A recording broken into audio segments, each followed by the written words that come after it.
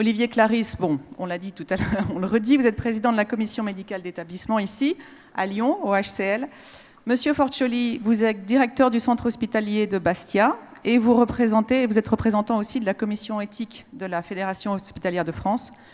François Blanchardon, vous présidez la branche Auvergne-Rhône-Alpes de France Assos Santé, qui est un regroupement national d'associations d'usagers. Donc tout le monde aura compris pourquoi monsieur Blanchardon est avec nous aujourd'hui.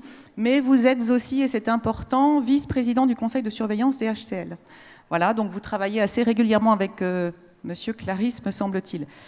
Patrick Chêne, je vous présente, mais c'est comme monsieur Enthoven tout à l'heure, on vous connaît, vous êtes journaliste, vous avez fait toute votre carrière à France 2, vous êtes un ancien présentateur du 13h notamment, et de l'émission Stade 2. Et si je dis l'émission Stade 2, c'est bien parce qu'il y a derrière cela un jeu de mots avec le titre du livre que vous venez de coécrire avec le professeur Perromort.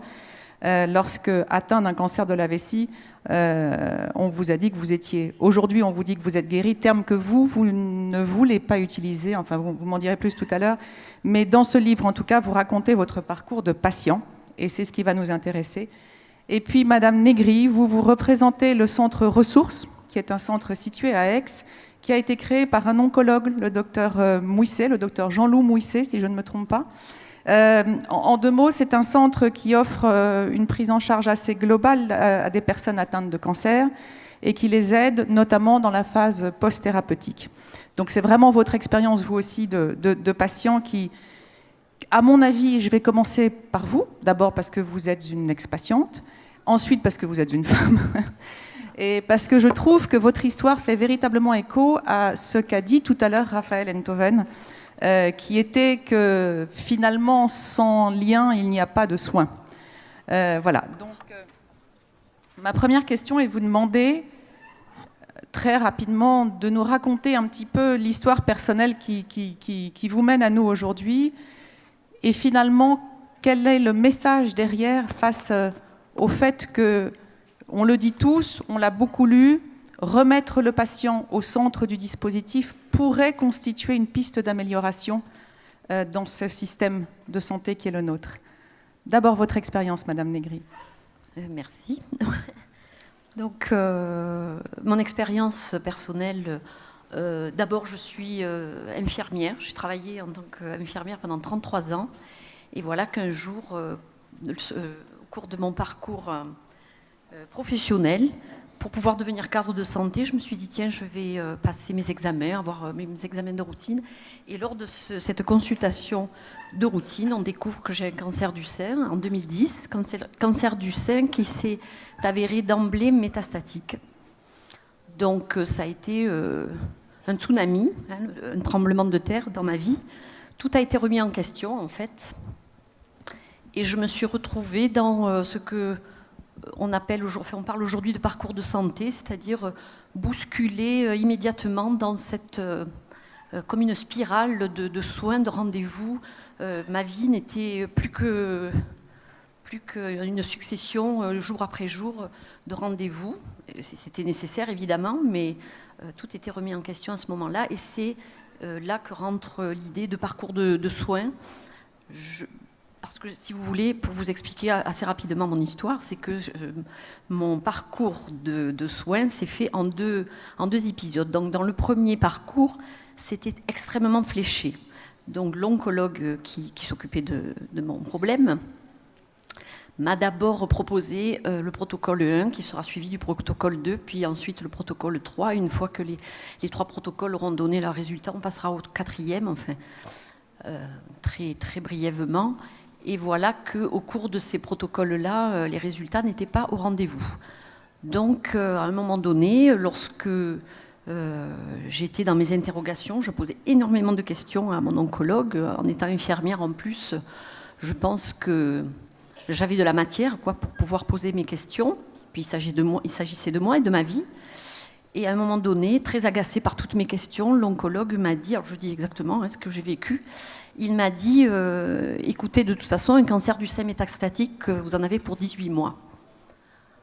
Donc, ok, j'ai reçu encore, un choc supplémentaire, parmi tous les chocs et tous les résultats des examens qui n'étaient pas positifs, on va dire. Et donc là, je lui pose la question et ça rebondit un petit peu avec ce que disait tout à l'heure Raphaël Enthoven par rapport à la guérison. C'est qu'à un moment donné, je lui dis alors pour vous, je n'ai aucune chance de guérison. Et là, ce monsieur m'a dit, écoutez, Madame Négri, le terme guérison n'existe pas en cancérologie. Peut-être que Monsieur Chêne aura une autre manière de dire les choses, mais pour moi, c'était pas possible d'entendre ça, puisque l'objectif d'un patient, lorsqu'il est en soins, ben, c'est de guérir. Et c'était mon objectif à moi. Et là, tout s'effondrait encore plus pour moi. Donc, je lui ai dit qu'à ce moment-là, il voulait que je fasse des chimiothérapies encore plus intensives, en milieu stérile, etc. Et comme j'avais déjà un parcours en chimiothérapie assez conséquent, je lui ai dit que je ne pouvais pas supporter, je ne le supporterais pas, et que j'avais quand même besoin de réfléchir. Et là, ce monsieur aussi m'a dit, écoutez, vous êtes folle, il n'est pas le temps de réfléchir, vous n'avez pas le temps de réfléchir. Bon. Donc je suis partie un petit peu en claquant la porte, mais je me suis retrouvée dans un désarroi le plus total. Une nuit noire, j'avais soit je meurs de la chimiothérapie, soit je me suicide, soit je ne savais plus quoi faire. Et il fallait absolument que je parle à quelqu'un, sinon j'explosais intérieurement, extérieurement. Et j'ai eu ce sursaut, je pense, de vie, d'aller revoir la gynécologue qui avait décelé le cancer du sein que j'avais au départ, et qui m'a écoutée. Elle m'a reçue sans rendez-vous, elle m'a écoutée, elle a pris ce temps ce dont on parle souvent, de cette relation entre patient et médecin qui parfois est difficile pour le médecin parce qu'il est très pressé et pour le patient qui ne sait pas quoi dire parfois. Et là, elle me dit, peut-être que vous pourriez consulter quelqu'un d'autre, voir s'il y a d'autres possibilités de traitement. Alors là, pourtant, quelque part en moi, je le savais, mais ce n'était pas évident pour moi d'aller voir quelqu'un d'autre et d'être quelque part un petit peu infidèle au premier médecin qui s'occupait de moi. Et c'est ce que j'ai fait. Et dans le deuxième parcours de soins, on va dire, avec le docteur Mouisset en l'occurrence, puisque je suis là pour le représenter et pour représenter le centre dont il est à l'origine, lui aussi, il a été dans une grande écoute, ce qui n'existait pas du tout avec le premier médecin qui ne me parlait qu'à travers son ordinateur. Il ne me regardait pratiquement jamais.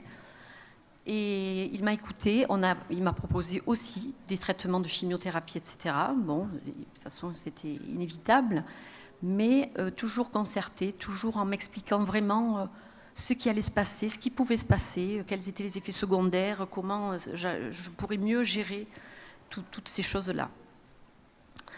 Il y a deux choses dans ce que vous dites. Il y a deux choses qu'on peut retenir, et je vais peut-être faire réagir les médecins qui sont là, professeur Clarisse, monsieur Forcioli. Il y a l'annonce et il y a le double diagnostic, qui sont deux choses importantes pour le patient. Professeur Clarisse, est-ce qu'il faut, dans cette question qu'on se pose de savoir si oui ou non il faut remettre le patient, et à quel moment et comment et avec quel financement finalement au centre du dispositif, est-ce que la formation des médecins à l'annonce, par exemple, pourrait être une piste? Enfin, je rebondis juste sur ce que j'entends. Alors oui, bien sûr, le patient doit être en première place dans les décisions thérapeutiques qui le concernent.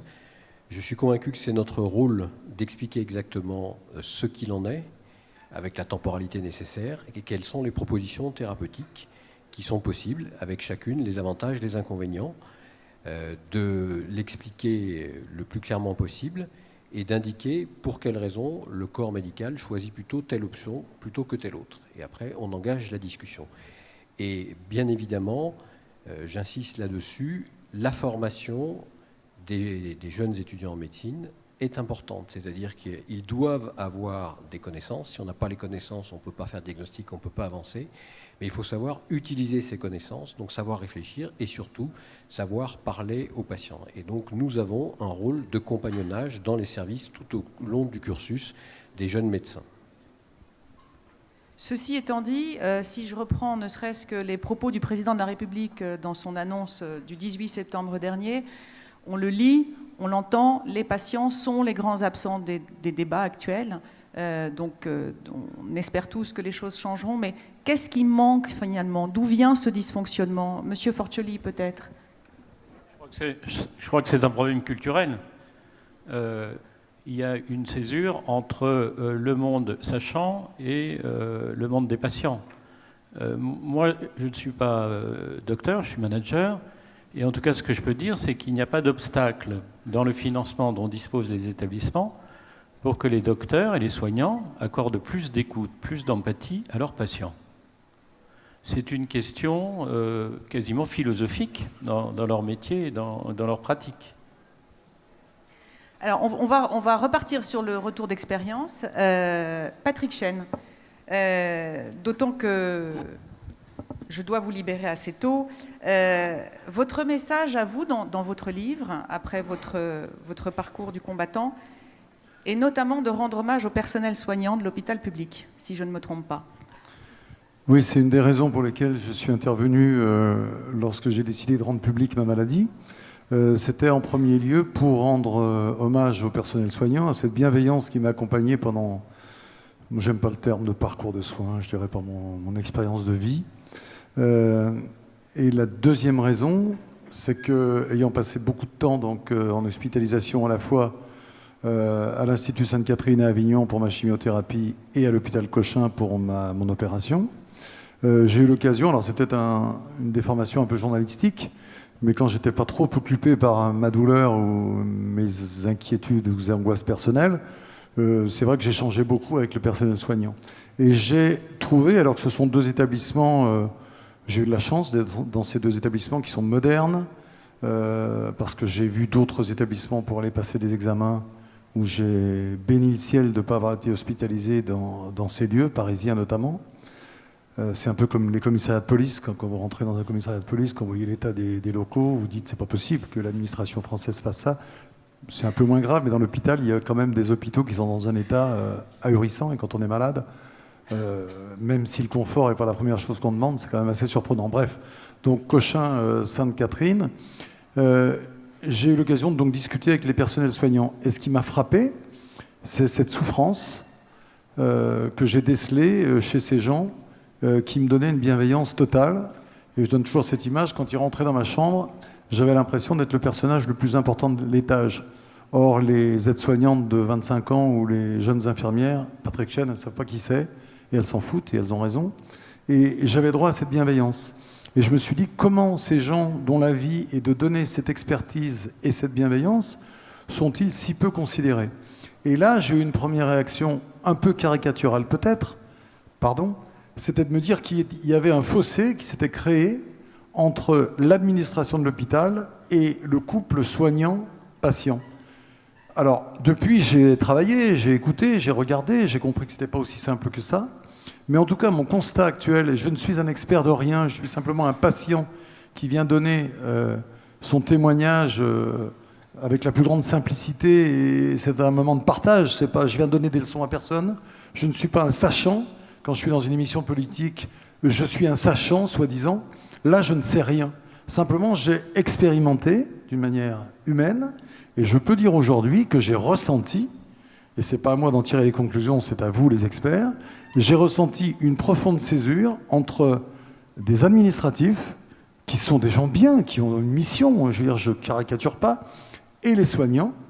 Et ce que j'ai ressenti, c'est que lorsque, je vais vous donner un exemple, et je ne suis pas expert, donc je peux vous le donner avec la plus grande naïveté, c'est vous qui en tirez les conclusions.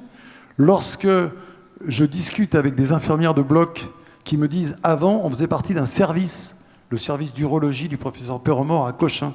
Mais un jour, l'administration a décidé, parce que ça semblait plus cohérent économiquement, de plus affecter les infirmières de bloc et les anesthésistes à un service, mais de faire un pool. Donc les jeunes femmes qui travaillent là-dedans sont souvent des jeunes femmes, découvrent chaque mois, chaque semaine, où est-ce qu'elles sont affectées et si elles vont intervenir en urologie ou dans une autre spécialité. Le résultat de tout ça, c'est une souffrance du chef de service qui dit « j'ai maintenant des gens qui sont moins experts, qui font plus partie de la famille de notre service, et j'ai un absentéisme qui a augmenté de 35%. » Donc moi, je dresse juste ce constat naïf en disant, est-ce que la discussion, l'échange est assez fort entre les soignants et les patients et ceux qui administrent les hôpitaux? Ce que je dis pour terminer, c'est que peut-être les soignants sont-ils les vrais responsables, puisqu'à une époque, peut-être, les grands mandarins ont-ils dépensé sans compter et ont accepté de perdre le pouvoir. Moi, ce que je dis aujourd'hui, et je le dis comme un journaliste, mais comme aussi comme un patient, il me semble qu'il est temps de remettre autour de la table les administratifs, les soignants et pourquoi pas quelques patients, pour remettre l'église au centre du village et de se dire que finalement, on n'est pas là que pour faire des tableaux Excel, mais on est là aussi pour soigner des gens et qu'il faut remettre ces gens au centre du débat. Je dis ça, et j'en termine, sans polémique. Je ne dis pas que les administratifs sont des gros méchants qui ne comprennent rien. Je ne dis pas que les médecins sont des gens qui dépensent sans compter. Et je terminerai juste avec un exemple. Lorsque j'étais patron des sports de France Télévisions, j'avais un contrôleur d'État et j'avais une administration qui me considérait un peu comme un rigolo parce que j'étais un journaliste. Et j'ai ressenti un peu ça. C'est-à-dire que les médecins ne seraient pas capables de gérer un budget. Moi, je gérais un budget.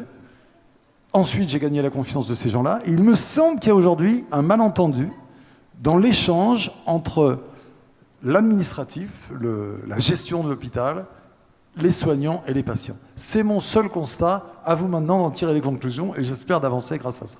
Merci beaucoup. Alors, le constat est posé.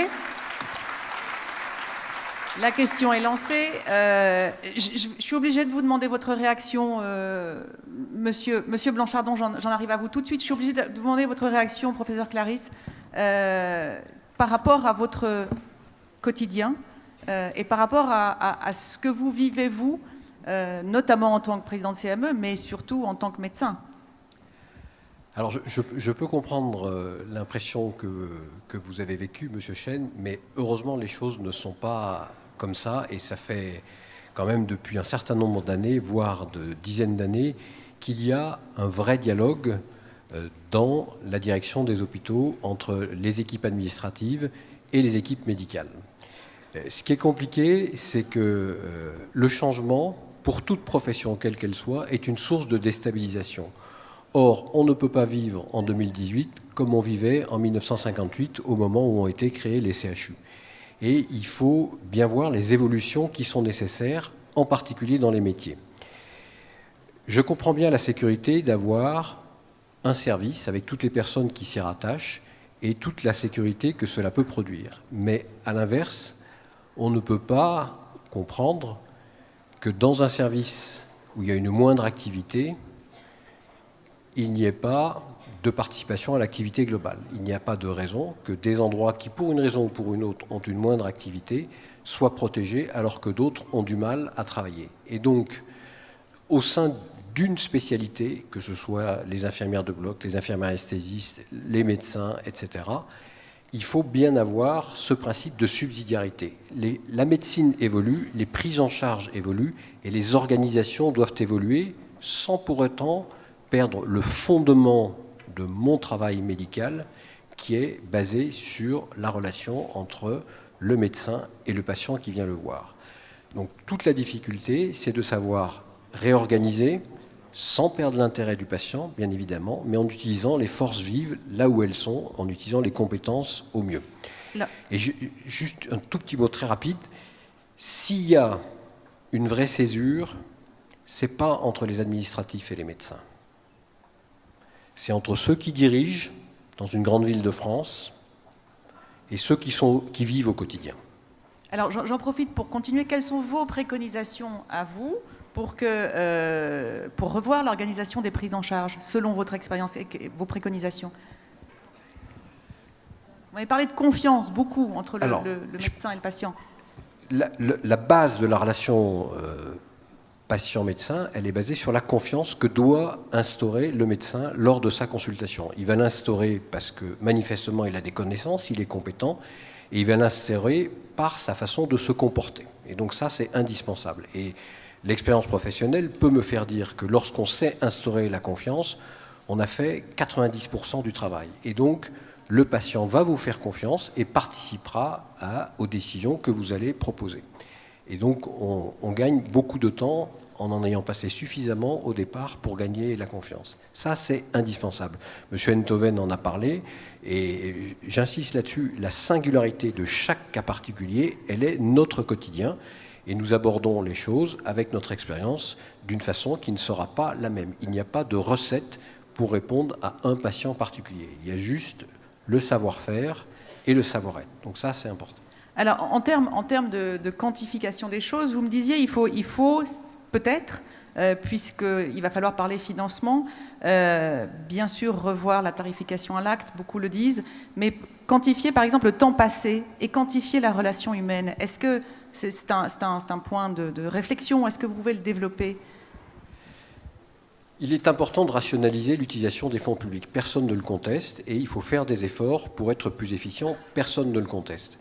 Mais dans la façon d'évaluer ce qui est fait, alors je ne parle que des services hospitaliers que je connais, il y a plusieurs acteurs et chacun a son rôle. Et donc il y a un temps pour faire des actes, il y a un temps pour opérer, il y a un temps pour faire du soin sur le plan pratique et il y a un temps pour parler avec les patients.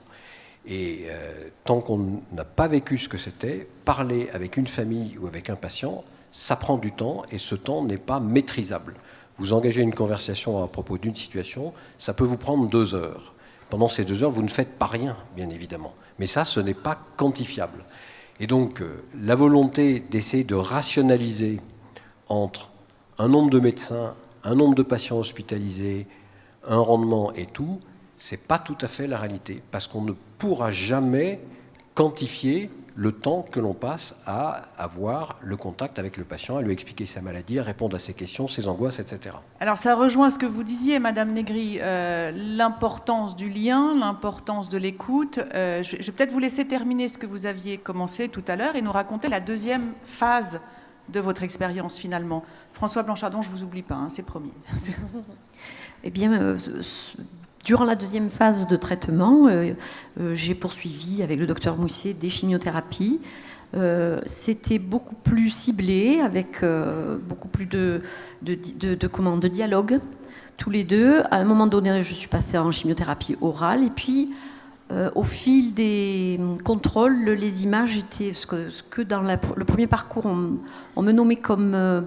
images suspectes dans le contexte. C'est ainsi que le disait dans le grand centre de recherche anticancéreux à Marseille. Avec le docteur Mousset, c'était clair, c'était des métastases. Donc déjà, le mot était posé avec lui et je savais, entre guillemets, contre quoi je devais y mettre de l'énergie avec les chimiothérapies. Donc ensuite, à un moment donné, les images étant toujours exactement les mêmes, identiques, j'ai réfléchi et j'ai pris la parole face à lui.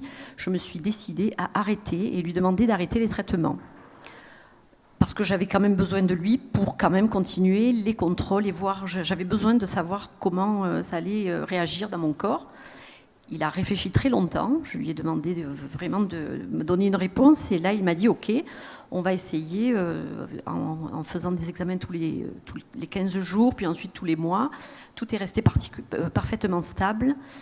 Et donc, c'était avec lui, j'ai commencé les traitements en 2012. Aujourd'hui, ça fait 6 ans que je suis en rémission incomplète parce que les images, même si j'ai toujours souhaité ça, n'ont jamais disparu. Elles sont toujours là, mais elles ne sont pas actives.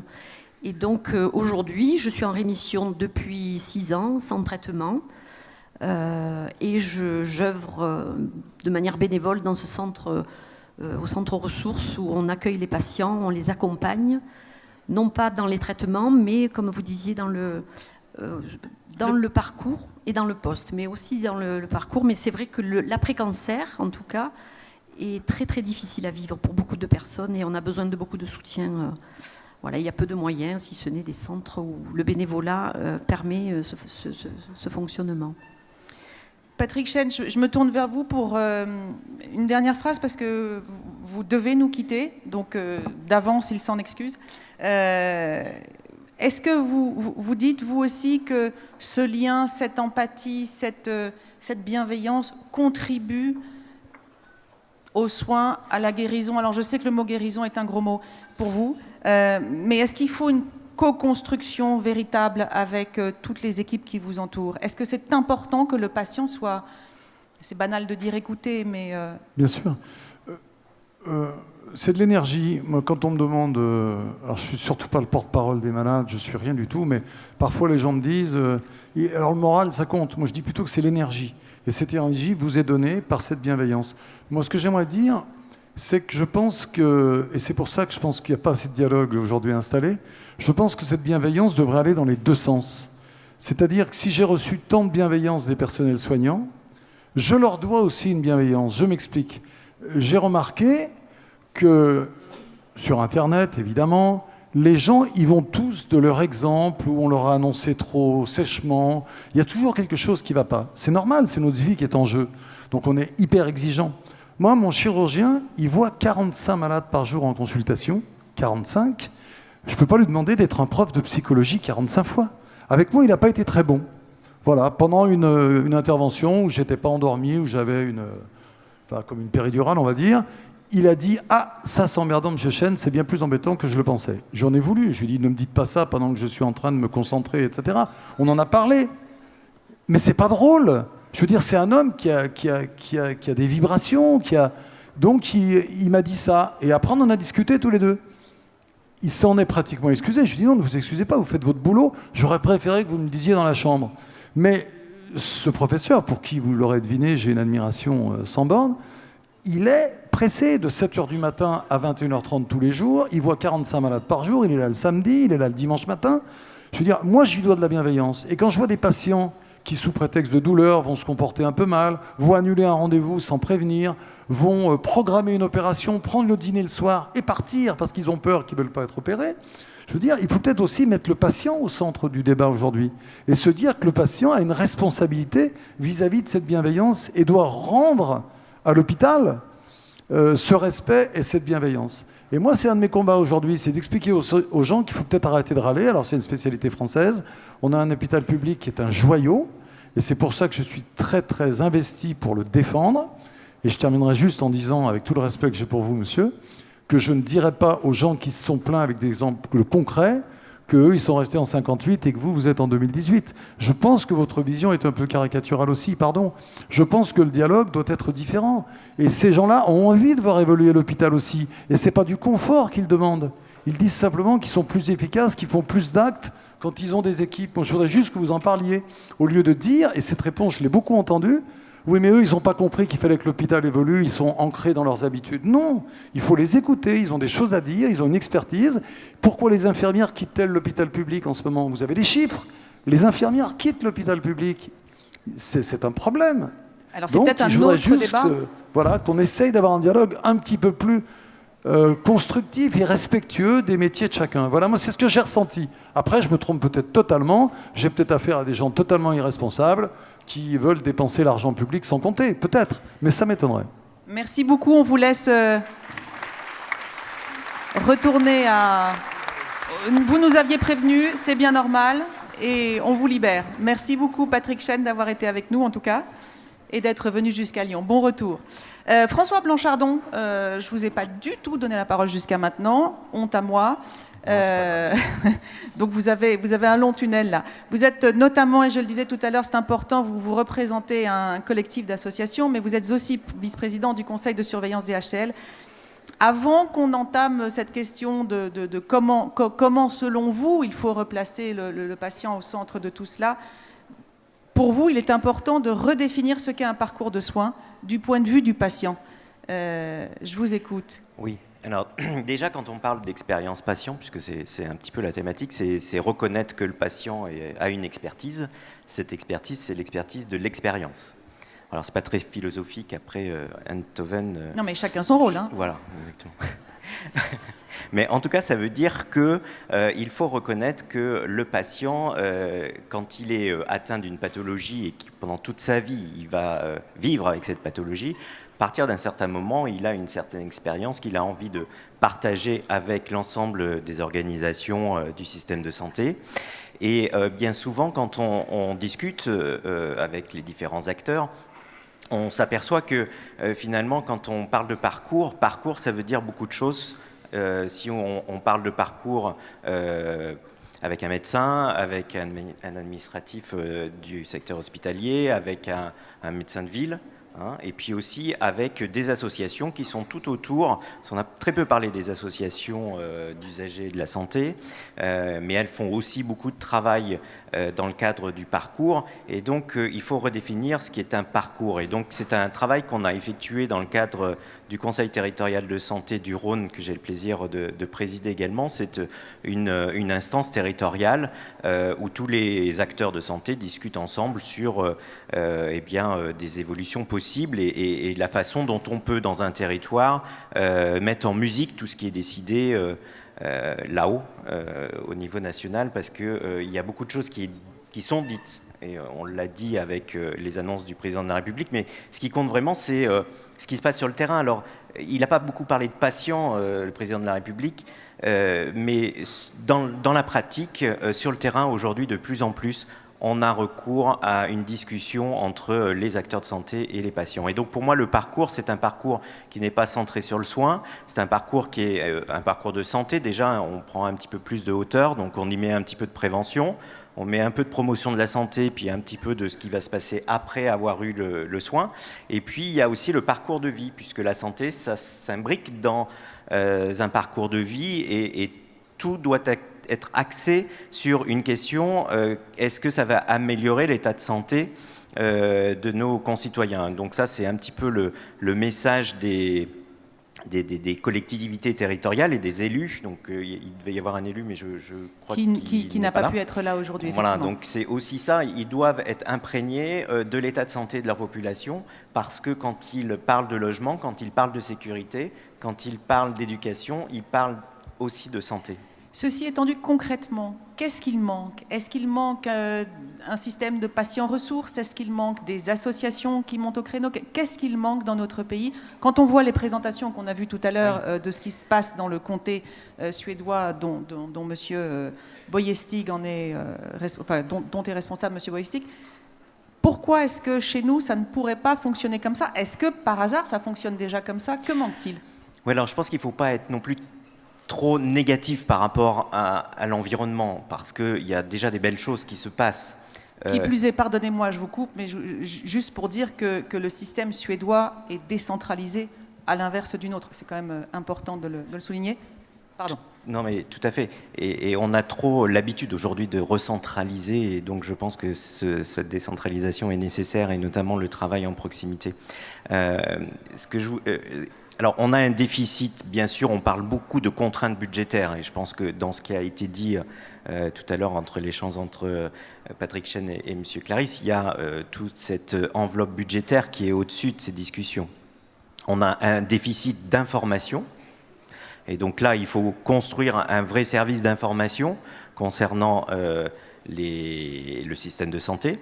Et puis aussi, il faut construire avec les associations. Donc moi, mon message, c'est surtout aussi de mettre en avant le rôle des associations, puisque dans l'expérience patient, ce qu'il faut essayer d'aller identifier, c'est comment je vais pouvoir améliorer la qualité de vie du patient que j'ai eu à un moment donné. Donc l'amont et le pendant, voilà. Et bien évidemment l'après, dont vous parliez à l'instant, Madame Negri, puisque l'après-cancer, entre autres, et la Ligue contre le cancer vient d'ailleurs de sortir des préconisations à ce propos, est extrêmement difficile à vivre, et pour 60% des patients, plus difficile à vivre, paraît-il, que la maladie elle-même. Et d'ailleurs, la Ligue propose de mettre en place des systèmes de patients ressources.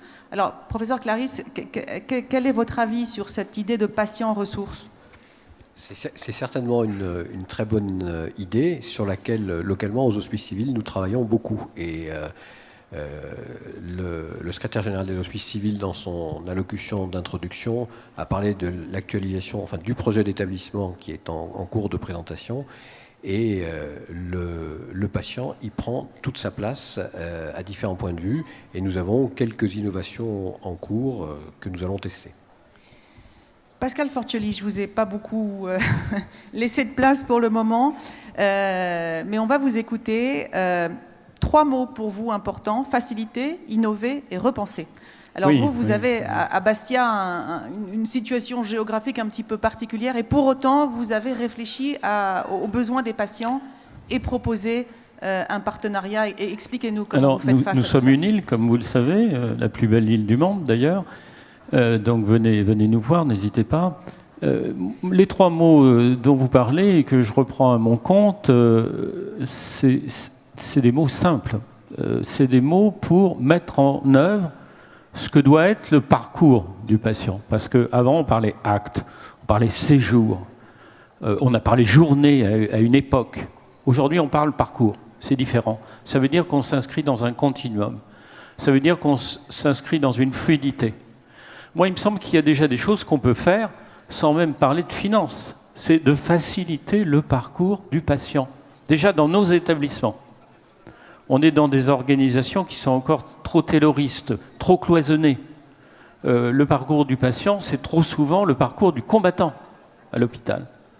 Donc il faut que ce parcours soit fluide. On a fait une expérience, par exemple, pour la prise en charge des cancers, et on a commencé, Madame Negri, par la prise en charge du cancer du sein, en montant une organisation coordonnée, graduée et ouverte sur la coopération ville-hôpital, sur la coopération publique-privée hôpital-clinique, pour la prise en charge des cancers du sein, avec un pivot dans le système, qui est l'assistant de parcours. Donc on a créé un nouveau métier, et cet assistant de parcours, c'est l'interlocuteur qui répond dès qu'une femme a une préoccupation, et qui, dans les 48 heures, va lui apporter une première réponse, c'est-à-dire un premier rendez-vous avec un clinicien ou un radiologue pour un rendez-vous d'investigation.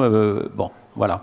Et tout au long du parcours, c'est cet assistant de parcours qui va en fait gérer la prise en charge de la personne et qui est son interlocuteur premier. Ça, c'est un nouveau métier qu'on a installé et qui n'est pas financé en tant que tel, autrement que dans les ressources des groupes homogènes de séjour. On peut aussi faciliter le parcours du patient à l'hôpital en cassant les cloisons qui existent entre les services administratifs de gestion des patients, les secrétariats médicaux, les soignants. Attendez, pour venir faire une consultation à l'hôpital ou pour un acte d'imagerie externe, il faut d'abord passer par le bureau des admissions, il faut ensuite se rendre éventuellement dans une autre aile de bâtiment avec son bon, etc. Pourquoi ça ne se fait pas au même endroit par la même personne qui vous prend en charge de manière globale, qui vous fait votre dossier administratif, qui vous ouvre votre dossier médical, qui va vous donner votre compte-rendu d'imagerie, qui va vous donner votre cliché d'imagerie quand vous repartez, etc. C'est des choses simples. On n'est pas encore suffisamment organisé là-dessus. Ça, c'est la facilitation. Le repenser, c'est repenser le parcours. Donc aujourd'hui, on est sur des problématiques territoriales. On a mis en place les groupements hospitaliers de territoire. C'est une première pierre. Ça veut dire qu'avec les groupements hospitaliers de territoire, on a élaboré des projets médicaux de territoire où on définit la graduation des soins pour la prise en charge de nos patients. Mais derrière, on reste quand même dans nos établissements, même à l'intérieur d'un GHT, dans nos cloisons, dans nos tarifs par séjour et par établissement. Donc il faudrait que nos pouvoirs politiques inventent des nouveaux modèles de financement. Je me tourne vers la Fédération hospitalière de France, qui est notre représentant auprès des pouvoirs publics. Je pense qu'il faut défendre l'idée d'un groupe homogène, non plus de séjour, mais de parcours. Et que ce groupe homogène de parcours rémunère un ensemble de résumés d'unités médicales multi-établissements et qui soit ensuite rétrocédé entre les établissements selon une quote-part à définir qui peut être la part de séjour que chacun a assuré. Parce que sinon, on est dans un système où il faut que chacun fasse le plus de T2A possible pour essayer de résorber son déficit et faire face à une baisse continue des tarifs, alors qu'on s'aperçoit que les besoins de santé de la population augmentent et que le besoin de prise en charge de la personne augmente. On a parlé de temps, on a parlé d'écoute. Ça se rémunère, ça, le temps et l'écoute. Hein, si on a des docteurs qui sont de plus en plus pressés, si on a des infirmières qui courent pour faire des soins d'un patient à l'autre, elles le font évidemment, ils le font en donnant moins d'attention à chacun.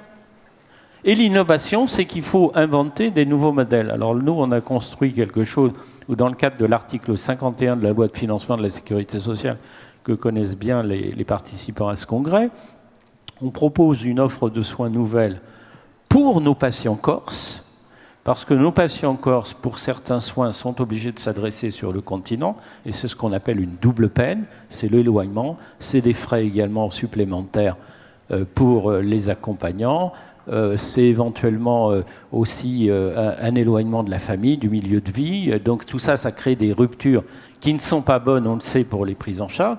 Donc un de nos objectifs, à la fois dans le projet régional de santé, dans notre projet médical de territoire, et dans notre stratégie et dans les projets qu'on développe dans le cadre de l'article 51, c'est de présenter des dossiers où on cherche à innover dans des prises en charge et proposer, dans le cadre de coopération évidemment avec les centres de référence, CHU ou centres de lutte contre le cancer, des activités qu'on ne peut pas faire aujourd'hui en Corse, pour lesquelles on a formé les équipes. Et on a un exemple notamment sur la pose de bioprothèses valvulaires aortiques par voie percutanée, ce qu'on appelle plus simplement les TAVI. Et cela fonctionne, et on ne va pas rentrer dans la question du financement que vous avez abordée, mais malheureusement on n'a pas le temps de la détailler parce qu'on n'a pas le temps, tout simplement. Mais merci pour cette présentation, pour ces conseils à tous les quatre. Merci pour vos préconisations. Évidemment, passer de la préconisation à l'action, il y a toujours une marche, parfois elle est difficile à franchir. Merci, nous nous retrouvons dans 1 heure.